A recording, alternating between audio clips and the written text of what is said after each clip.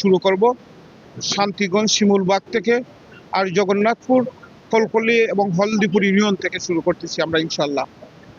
আমরা আপনাদের মাধ্যমে এই শান্তিগঞ্জ জগন্নাথপুরের সবাইকে, সকল কৃষক ফ্যামিলিকে জানাতে চাই ক্লিয়ার মেসেজ, এখানে কোনো দুর্নীতি হওয়ার মিনিমাম কোনো সুযোগ নেই।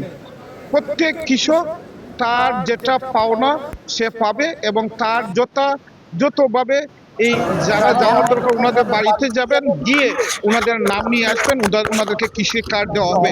এখানে কোনো অনৈতিক কোনো জিনিস হবে না, যাতে কেউ বিভ্রান্ত না হওয়ার জন্য আমি ক্লিয়ারলি বলতেছি আপনাদের কাছে, আপনাদের মাধ্যমে এটা যথাযথভাবে যাদের পাওয়া যে কৃষক তার কাছে চলে যাবে কার্ডটি।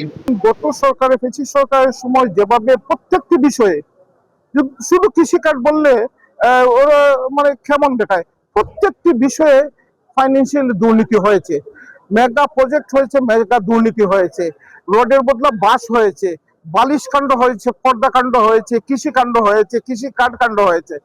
আপনারা নিশ্চিত থাকতে পারেন আপনাদের মাধ্যমে এই বাংলাদেশ এবং জগন্নাথপুর শান্তিগঞ্জ আমরা ছোট ছোট কিছু কাজ এসেছে জগন্নাথপুরে, এই শান্তিগঞ্জ প্রত্যেকটা ইউনিয়নের ছোট কাজ 20টা 25টা করে, প্রত্যেকটা কাজ কিভাবে হচ্ছে সবাইকে সম্পৃক্ত হয়ে আমরা হচ্ছি, আপনাদেরকেও সবাই ডাকতেছে দেখেন কাজগুলো কিভাবে হচ্ছে। এই কারণে দুর্নীতি হওয়ার মিনিমাম কোনো সুযোগ নাই, স্বচ্ছভাবে হবে।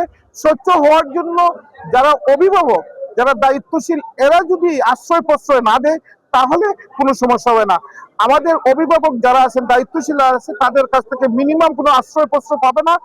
যারা এই দুর্নীতি করার জন্য মিনিমাম চেষ্টা করবে তাদেরকে আইনের আওতায় নিয়ে এসে দলের উদ্দেশ্যে উঠে তাদের বিচার করা হবে।